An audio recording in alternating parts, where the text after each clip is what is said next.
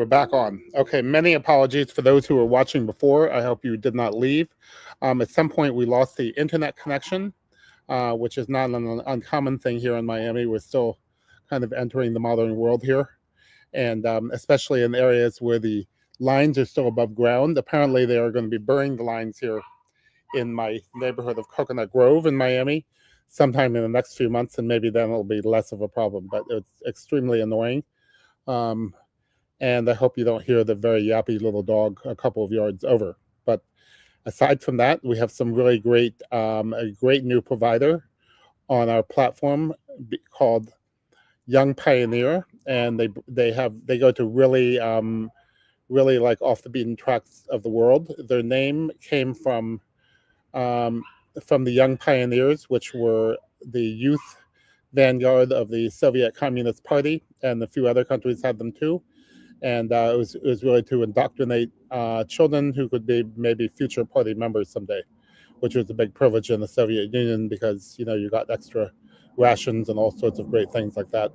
Maybe even got to the top of a list to buy a car, waiting maybe just 6 or 7 years instead of 15. So, and I am about to. I'm sorry for those who watched this before, but I'm going to repeat quickly everything because I don't know when the actual internet. I did not know when the actual internet went out. So anyway, I'm sorry about the annoying dogs, but let's get into the show. We have a lot of new trips. I'm going to shift over to the website as well. Present. We're going to do share screen. All right. So here we go. Good. Looks like everything's going. Okay, so we have a lot of new trips. We're getting new trips every day, it seems. And here's Adventure Touristic in Pakistan. They haven't put up everything yet. They just kind of have a placeholder there. But yeah, going to Pakistan. We also have trips that we generate, and they're not necessarily going yet. But like here's one. Let's take Bolivia, for example. Again, I apologies if you just saw this. I'm just going to quickly go over it again. These are trips that we generate, that we put together ourselves, and then we find people who want to go on them, and then we work with the providers directly in the region. You'll see a disclaimer at the top of these shows, at the top of these trips. It's basically saying, do not book it now, but contact us directly, and we'll put the trip together for you. It's almost like a customized trip. But what we have is a suggested itinerary of all the great things to see in that country or a particular region of the country. So that's, you check that out, and working directly with us, eventually we will have an AI that can do this for us. So, but now it's still the old-fashioned way of having a person. That's adventuretravel.ai. So anyway, Young Pioneer has this amazing trip. They're going to be having some more. They go to places like Somalia and Yemen and Socotra, which is the Yemeni island that looks like it's another planet in the Gulf off in the Gulf off of Yemen, between Yemen and Somalia. And we then have so here we are. So they also go to North Korea. If you want to go, you can't be a U.S. citizen to go. Unfortunately, our own government restricts us from traveling. But pretty much the citizen of any other country, you can go there. It's very strict. You must go on a tour. And Young Pioneers is a guide that you can trust with your safety and also making sure you don't break any rules. So here is a trip it's called the Extremes of Japan tour. And so this is a little bit different than the regular tour. It's kind of what it really is. It's seeing things having to do with World War II and the atomic blasts. And it's basically it's a trip you could do. You could go there just for this. This actually is on. Excuse me. I'm going to go to my nerd glasses here. Sorry. It starts on August 2nd. and it's a 7-day trip. So what you could do is you could combine it with your own, your own kind of exploring of Japan, because you can kind of do that easily on your own. But this is, assuming you get there on your own by plane and everything like that. Actually, Total Adventure and AdventureTravel.ai will soon have plane reservation system. So here you go. You arrive in Tokyo, morning at your convenience, and you're going to go to the Chigadori Natural Cemetery, final resting place for identified remains of Japanese soldiers. So this is not like a happy trip, but it's very interesting. It's for people who are really interested in this sort of thing. You walk over to the Yushukan Museum, offering a comprehensive overview of Japanese military history. I've been to Tokyo, I don't know, 8 or 9 times, I think, and I've never seen this. So I really should like to join up on this next time. Then you take the metro, Imperial Palace, and you don't go in the Imperial Palace. And then you're going to go eat fugu, the fish that is, if you eat the wrong part, you die. But it's the chefs have to, after culinary school, they have to go for 2 years classes just to prepare the fugu and to remove the poisonous liver and any trace of it, so that your customers don't die, which is bad because then they don't pay. So depending on what services, and then it's disco lights. So this is pretty cool. The next day we're going to a pachinko parlor. You're going to play pachinko, I guess, and lunch at the Samurai restaurant. So this is like really kind of cool stuff. And a restaurant where you can catch and eat your own fish. And let's see, you're going to go see Mount Fuji. It's a 2.5-hour train trip out there, and you can take the ropeway to the top of Mount Fuji. That's pretty cool. I've never been up there either. And then there's the suicide forest. You can go and see where people, end it. It's unfortunately a more common thing in Japan. So, like I say, this is not a trip for everybody. You're going to Osaka next, going to the amazing, entertainment, different cinemas. Again, different restaurants. Raw chicken.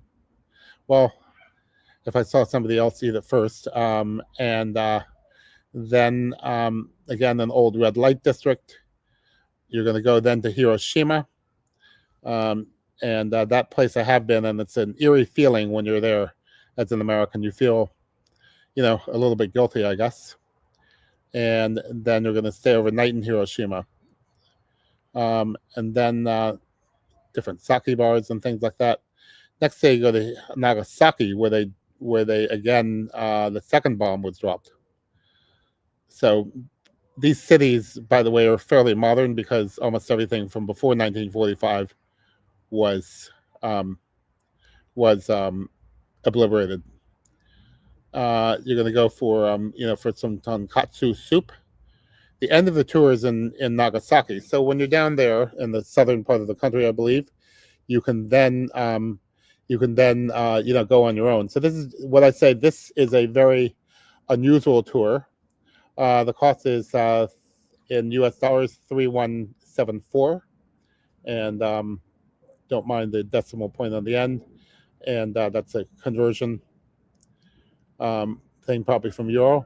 So it's and by the way, what's good here is you pay in dollars, because the dollars are unfortunately decreasing in value by the day. We're down 10% in about 2 or 3 weeks from the rather unfortunate political situation, which I won't go into.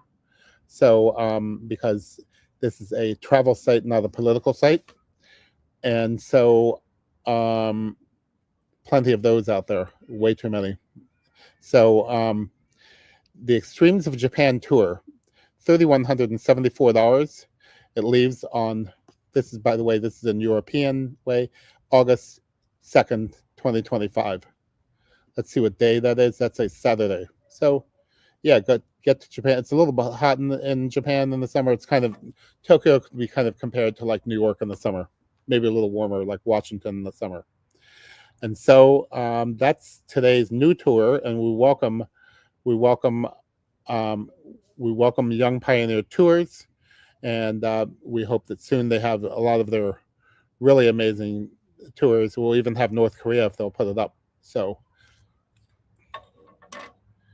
on that level, you this is being watched on my on Facebook and Total Adventure Facebook and on totaladventure.tv, and it's basically we are still trying for Instagram. We'll be getting for that, and let's see, travel notes for myself, Blaine Zuber, head of totaladventure.travel and adventuretravel.ai.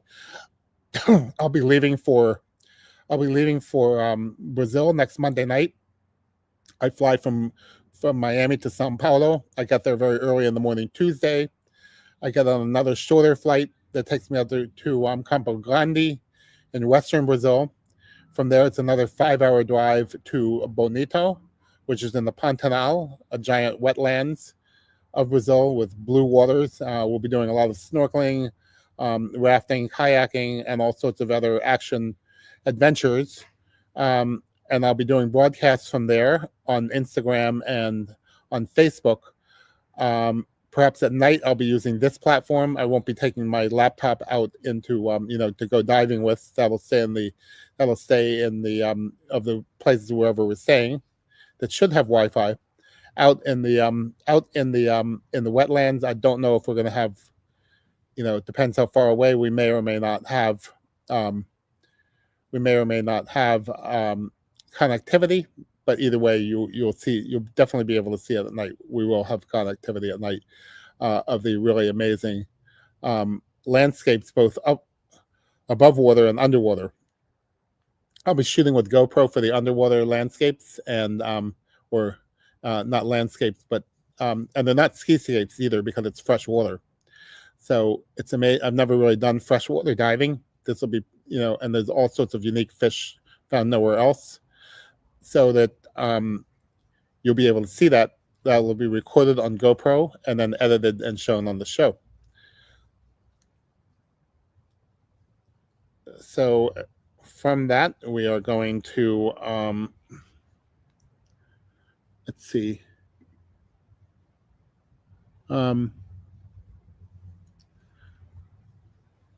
Stop screen. So here we are. And that is, so we welcome the, new providers all the time. But this one is really special. We look forward to, let's try to get some of these trips booked. You maybe would go to, Japan for a trip of your own and then see this, because this is like really cool stuff that, you're not going to really find it on your own.